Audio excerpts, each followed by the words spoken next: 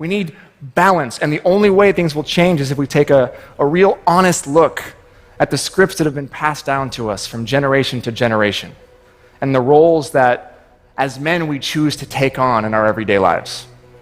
So speaking of scripts, the first script I ever got came from my dad. My dad is awesome. He's loving, he's kind, he's sensitive, he's nurturing, but sorry, Dad, as a kid I resented him for it because I blamed him for making me soft, which wasn't welcomed in the small town in Oregon that we had moved to, because being soft meant that I was bullied. See, my dad wasn't traditionally masculine, so he didn't teach me how to use my hands.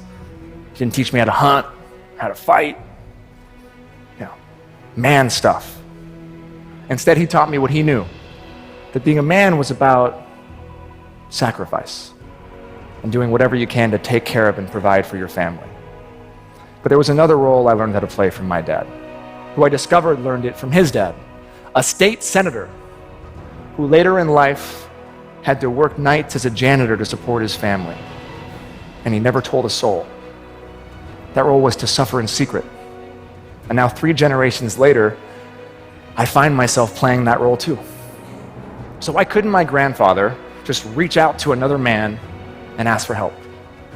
Why does my dad to this day still think he's got to do it all on his own? We need your help in celebrating our vulnerability and being patient with us as we make this very, very long journey from our heads to our hearts. And finally, to parents. Instead of teaching our children to be brave boys or pretty girls, can we maybe just teach them how to be good humans? So back to my dad. Growing up, yeah, like every boy, I had my fair share of issues.